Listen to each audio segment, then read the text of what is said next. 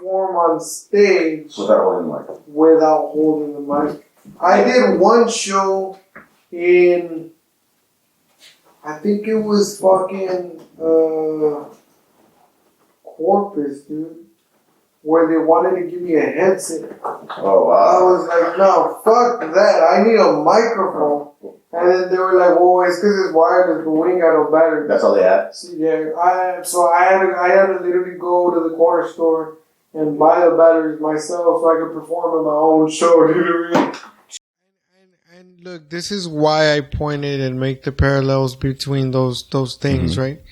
Because, and maybe it's just me, maybe it's my, me being cynical or whatever the fuck, I don't care. But I started thinking, right? So movies, somebody wrote them and they give them to the actor. You're going to act this and you're going to say this. That's basically the premise and the purpose of a movie. The album, Marshall sat down, wrote this, recorded, put it out. This is how I feel whether you like it or not. And my thing is that the common denominator, aside from being, you know, those movies and that record being very homophobic, honestly, if you really think about it down to the root of it, they're just fucking words. Well, I mean, what you're doing is you're comparing the climate of today with those time periods, and all of those things that you mentioned are kind of products of their time. And saying that they couldn't necessarily come out today, I mean, we can kind of suppose or make like hypotheticals, but the thing is that they did. And if something holds up, it holds up. And well, I mean, that record, those specials, or that special, those shows, I mean, I'm not arguing that they still hold today.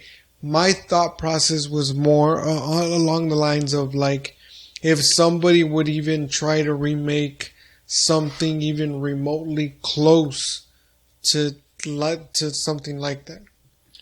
You know what I'm saying? Like people would be all calling it out and they're going to try to but I mean, horribly, like people would lose their careers. And I'd like to point out, and I don't know if it's maybe just because, granted, we're all kind of in our own little bubble of what we consume for the most part. I mean, I have found that like most folks you run into in the comedy, they're taking on a little bit more. You know what I mean? Maybe it's just that urge is like, fuck, I got to get like new shit in here so that there's new shit coming out.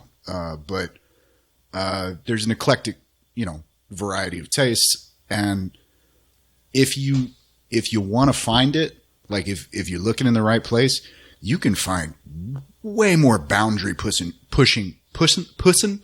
boundary pushing. Yes, that's like German porn. Yes, boundary pushing. Wangmeister. Yeah. Anyway, I think there are boundaries being explored and pushed today. Maybe not the same ones necessarily. Like, don't get me wrong. I think more and more when you hear the gay jokes and shit today, there's more of an understanding. It's like, you know, we don't mean this, right? I'm actually, what I think is just that, okay, so you mentioned Ace Ventura, and the big thing about Ace Ventura is the scene where he's in the bathtub and he's doing the whole crying game parody, and he finds out that the girl detective, that she's actually a dude. She's a transsexual, right?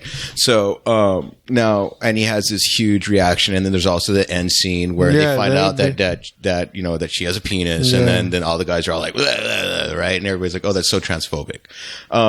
Now, at that time period, that got a lot of laughs. It was hilarious. Yes, people liked it. Now, I think that, that joke has been played out to death. The joke about, and it's the same thing to where I thought you were going with the gay thing is that there was a time period where just trans or gay was the punchline. You know, that was the punchline. Like as if like, you just he actually makes a very good damn point. You know, but it's I never saw it that way. But that's kind of like, and that's what it is. It's sort of like, and now you're, I mean, correct me if I'm wrong, but now you're kind of saying that it's kind of not the punchline, or it can't be really the punchline because it's played out. It's expected. That's my issue with it.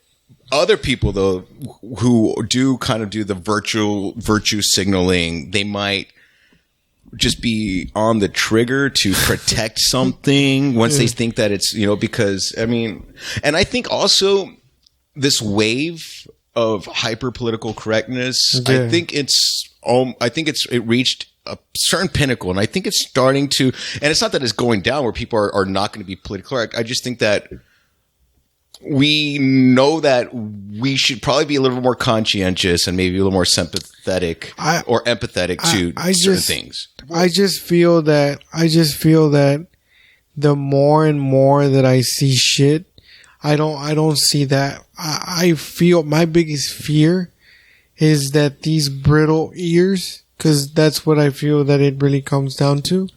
Like, I think they're here to stay. I think everybody has a reason for reacting the way they do. Somebody might have grown up with somebody that was marginalized. Somebody might have had a gay brother or sister or somebody that was, transgendered in their life that was important to them. So they get really offended when they get attacked in some way. And maybe they have a personal reason. And then we also think about this other person who's like maybe just kind of like has nothing better to do than, and they kind of take this standpoint of calling out people for misstepping, and then let's crucify that person, make an example of them. And that's where you're saying, like, fuck that. People should be allowed to say what they want to say. If you don't, and if you don't like it, it's not a reason to drag them through the mud. And I think we talked about this like 2 or 3 episodes ago, but I just feel that I should be able to say, fuck you, or